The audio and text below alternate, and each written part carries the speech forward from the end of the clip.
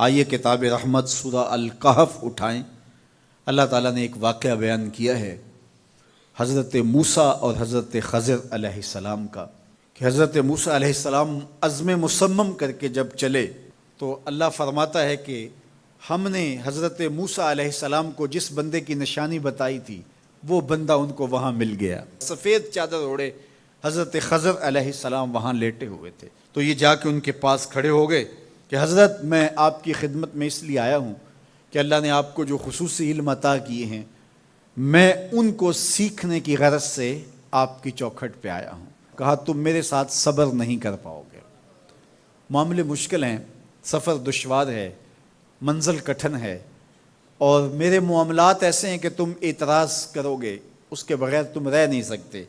حضرت موسیٰ علیہ السلام نے کہا اگر اللہ نے چاہا تو آپ دیکھیں گے میں صبر کروں گا اور آپ کے کسی حکم کی کسی کام کی میں نافرمانی نہیں کروں گا، کسی کام کا انکار نہیں کروں گا۔ کہا کہ اچھا شرط یہ ہے کہ جو میں کروں اس پر تم اعتراض نہیں کرو گے، سوال نہیں کرو گے، یہاں تک کہ میں خود ہی نہ بتاؤں۔ تو کہا کہ یہ شرط ٹھہری، میں کوئی بات نہیں کروں گا۔ فانطلقا، دونوں چل پڑے، دریا کے پار جانا تھا۔ جو کشتی کا مالک تھا، کشتی بان تھا، وہ حضرت خضر علیہ السلام کو جانتا تھا تو اس نے کرایہ بھی نہیں لیا، لیکن جب کشتی پر سوار ہوئے تو عصا مار کے حضرت خضر علیہ السلام نے کشتی کا ایک پھٹا توڑ دیا۔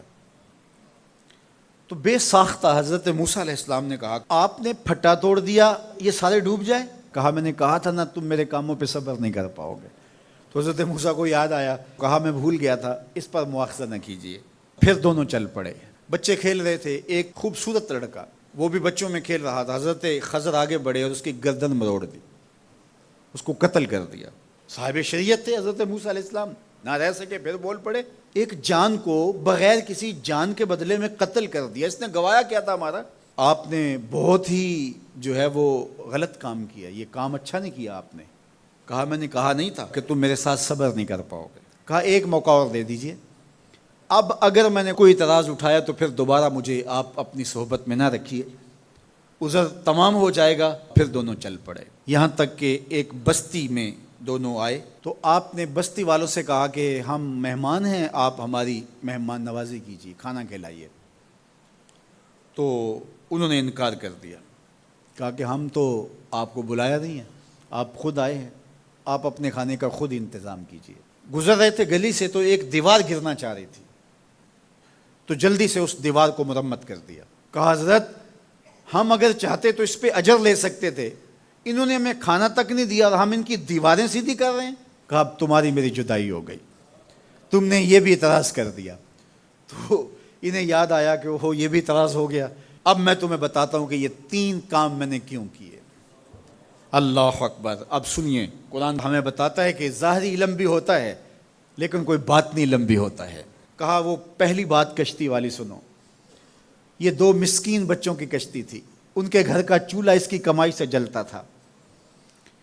دریا کنارے کنارے ایک ظالم بادشاہ رہا تھا جو لوگوں کی کشتیاں چھین رہا تھا، ہم نے تھوڑا سا عیب لگا دیا، وہ ٹوٹی کشتی چھوڑ کے چلا گیا۔ اب وہ تھوڑے سے پیسے لگا کے کشتی مرمت کرا لیں گے، گھر کا چولہا جلتا رہے گا، بتاؤ اچھا کیا یا برا کیا؟ کہا رہی بات اس بچے کی جس کو ہم نے قتل کیا، اس کے ماں باپ مومن تھے، نیک تھے، صالح تھے، بچے نے بڑا ہو کے بہت برا ہونا تھا، ہم نے اس کو قتل کر دیا، اللہ اس کے بدلے ان کو بہتر اولاد دے گا۔ علماء تفسیر نے لکھا ہے اس بچے کے بدلے میں اللہ نے ان والدین کو ایک بیٹی عطا کی جس کی نسل سے 70 نبی پیدا ہوئے۔ دیوار کی کہانی بھی سن لیجئے، یہ شہر کے 2 یتیم بچوں کی دیوار تھی اور اس کے نیچے ان کا خزانہ تھا اور ان کا باپ بڑا نیک تھا۔ خزانہ دیوار کے نیچے ہے، دیوار گرنا چاہ رہی ہے، کسی معمولی دھکے سے گر جاتی۔ 2 ہی صورتیں تھیں، یا وہ بچے خود اپنا خزانہ اٹھا لیتے یا لوگ اٹھا کے لے جاتے۔